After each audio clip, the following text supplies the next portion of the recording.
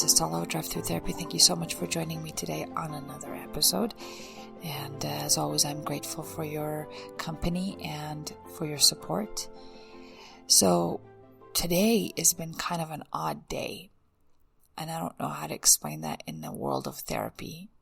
You know, odd days I reserve to full moon type of days. You know, when there's a full moon, usually I have odd sessions.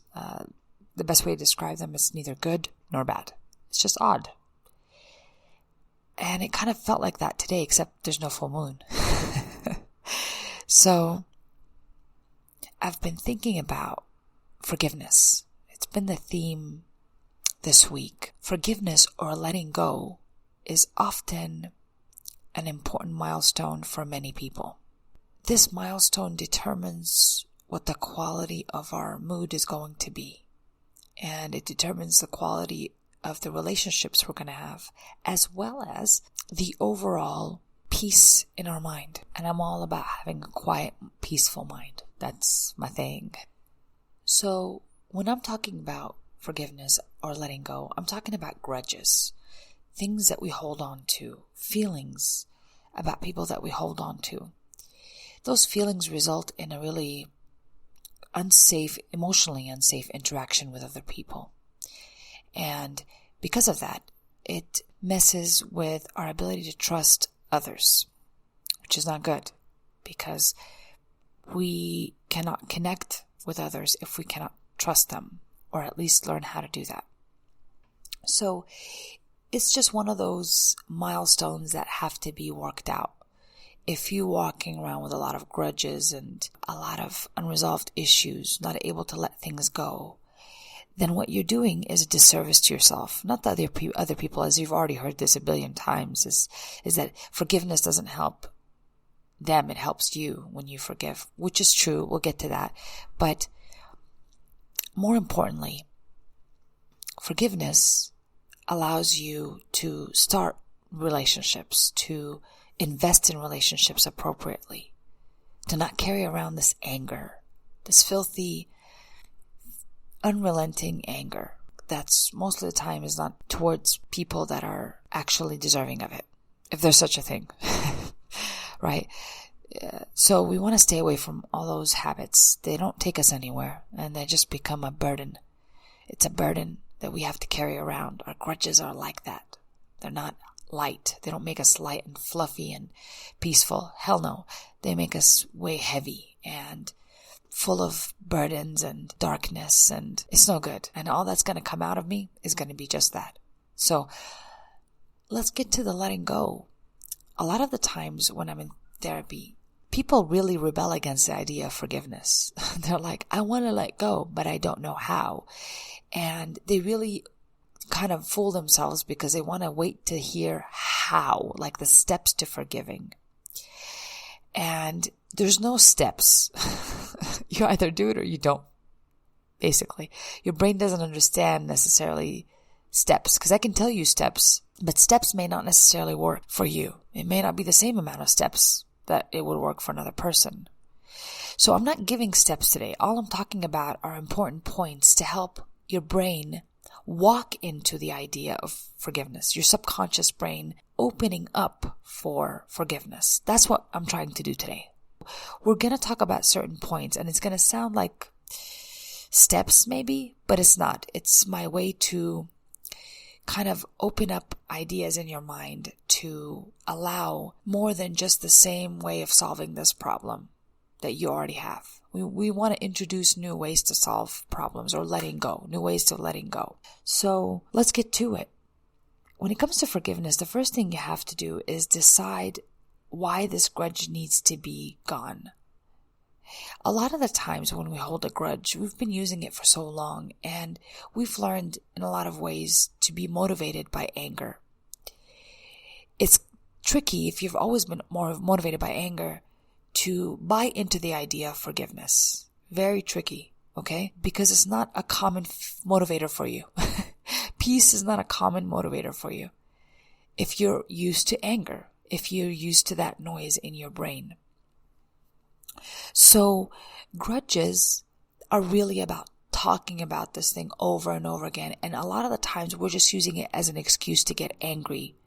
And why do we want to get angry? Because it motivates us somehow. I don't know why it motivates and what it motivates you to do, but it is a motivator.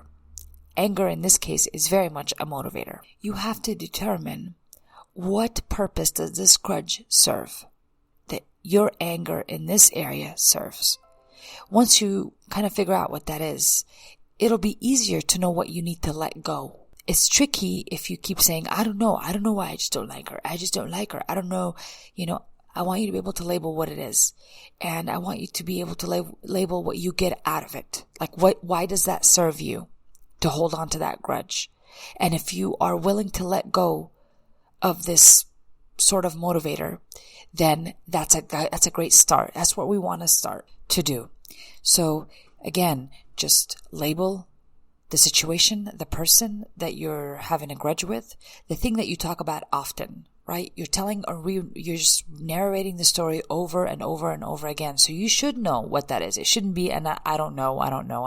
It shouldn't be none of that in there.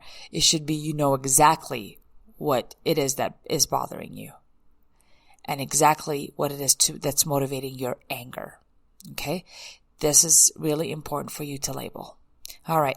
The next thing is you need to understand about forgiveness or letting go, but specifically forgiveness it's a radical, not convenient thing. It's a radical concept to forgive someone. Very radical, because they don't have to deserve it.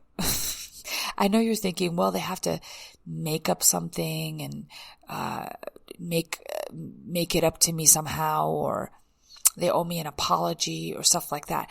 But that's why it's a radical idea. Forgiveness is not what everybody can do.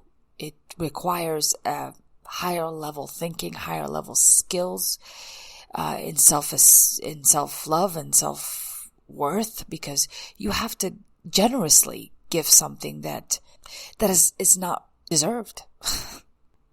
And some people have a problem with this. I burst their bubble because I'm a bubble burster when it comes to forgiveness. They think that, well, this person they owe me some kind of closure, some kind of apology for me to forgive them. And no, that's not how forgiveness happens. I'm telling you, this is an immature way of accepting forgiveness, is that they need to apologize for me to forgive them. Again, this is too convenient. I want something that's not convenient. I want the radical stuff. I want the true forgiveness. The forgiveness is so generous, it brings tears to your eyes, and it just boosts up your self-esteem, because when you're able to forgive when it's undeserved, it is incredible feeling. It's an incredible feeling to our self-esteem. It boosts up our self-love and self-worth. I mean, if you've never done it, I suggest you try it. It is better than Botox. It is something else. So please give it a shot. Give it a shot. Again, I want you to remember, forgiveness is not convenient. It is a generous act, my friends. So be as generous as you can be. And generosity means that I don't expect it back. I just give it away. So, all right. The next part that I need you to understand is, when it comes to forgiveness, it requires you to let go of the outcome. So when you forgive, you don't need to know what's going to happen after the forgiveness. You don't need to know what this person's going to respond and say, or if they're going to accept it or not, or if they're even going to like it or not, or they're going to blame you or not. We don't need to wait for all that. It's, again, immature way of doing it. We need to grow up. We need to grow forward. And how we do that is by doing the act of forgiveness and not worry about the outcome. If my brain wants to go to figuring out the outcome, that means I'm not ready for forgiveness yet. I'm not ready.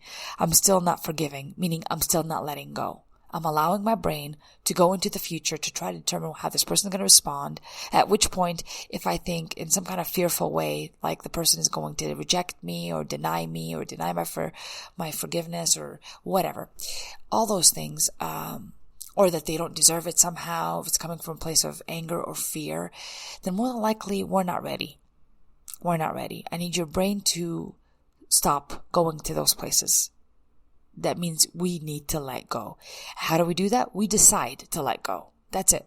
My brain wants to go to that place. I am who controls my brain. I just stop it. I just say to myself, don't go there. You already forgave them. You let go. That means you let go, Tala. That's what you do. So really talk to yourself that way. Really interrupt those thinking patterns that kind of entertain what they possibly could owe you and what possibly the outcome is going to be if you go and apologize, or if you go and forgive, or if you just forgive, period. I don't need you to worry about the outcome. Does that make sense? I hope so.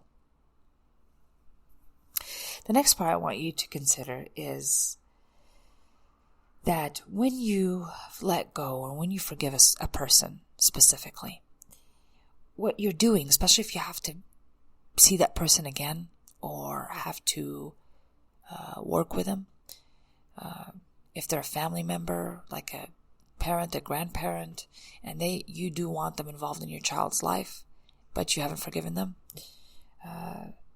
this is something where I need you to become emotionally safe by forgiving them and working on that within you. You don't have to tell them you forgive them. You work on that within you. When you do that, you become emotionally safe when you're around people that used to be a threat. It's beautiful because you work that out. You can be safe in your mind, and when you're safe in your mind, you're safe everywhere. You take that safety everywhere you go. It's not a location, it's not a person, it's none of that. It is within you. We increase the safety within ourselves, and it makes it so much more safer when I'm talking to people and accepting whatever love they have to offer and not really wanting more. I'm like happy and accept who this person is and how they are, and I already do not expect much from them, and that's a good thing. It keeps you safe from disappointment. It keeps you safe from self-hate and hate of others and anger, and it keeps you safe from shame or guilt or reacting on ways that you're going to feel guilty about or not like yourself for. I don't want you to ever work in that currency. I want you to be able to identify that ahead of time and save yourself from it. All right. So again, when you forgive or you let go, you're becoming emotionally safe. You become like a superhero within you that can deal with any threat, really, but especially the threat that's been causing you this anger. The threat that's been causing you this emotional destabilization. So I hope you consider that, friends. To be able to forgive a lot quicker, when you hold a grudge, when you're judging another person's actions continuously, your placement in proximity to them is not in equal space. Rather, you're above them. So when you're above someone, when you are better than them, when you are sitting in judgment of them, they're beneath you. And so you're going to have a hard time seeing them eye to eye and relating to them. But when we want to forgive, we have to place ourselves in an equal relation to them, in a closer proximity, seeing eye to eye. Which means you're going to have to relate to them somehow. You're going to have to put yourself in their shoes somehow. It's going to get your forgiveness business a lot faster. It's going to just speed it up. And we want to do that. We want to be able to let go quicker if we can. And this is the quickest way to do it, is to relate to them on the same level, seeing them eye to eye, or at least start with something small, something really, really small. And you could do a little bit with compassion. You can relate to them because they are, for example, sick. I've been sick before, so I can relate to them in that form, and I know how they feel about that. What I'm trying to really help you understand is that when you are above them, judging them, it almost dehumanizes them. It makes them so separate from you as a human that it's easy for me to dislike them, to detach from them. But when I see them as a human being, when I can relate to them and relate to their flaws, it makes me soften the resistance to letting them go. It softens the resistance to that freaking grudge I've been holding since I don't know when. It softens it So it softens it in my mind. It doesn't have these sharp edges that hurt me anymore. It's softened. I can relate to them. I can see them as a human being who is flawed. I don't want to say stupid shit like, yeah, how do people do that? People shouldn't be doing that. Why would a person do that? It's like you're not admitting to yourself that they're human and that you are human and you're capable, just like I'm capable of anything that's human. It doesn't make me better than anyone. It doesn't make me less than anyone. We're just human. And with our human self comes human mistakes. I want us to start relating to them on this level. And when we do that, we don't have to work so hard with them. We don't have to distance ourselves with them. We can become empathetic. We become less resistant to them as a person or the thought of them in our mind, because that's where the hurt is. They don't even actually have to be there personally. They don't have to be there physically. They are just there in thought, and that thought has sharp edges. It hurts when I think about them, and I want to soften those edges by relating to them, basically. And that's how we do it. That's how we soften those edges. All right. So I hope that makes sense to you guys. It's one of those things that I often use. If I don't like someone, or if I start to have a judgment about them, I start saying to myself, I am human and I'm capable of anything that's human, basically. I'm capable of anything that's human.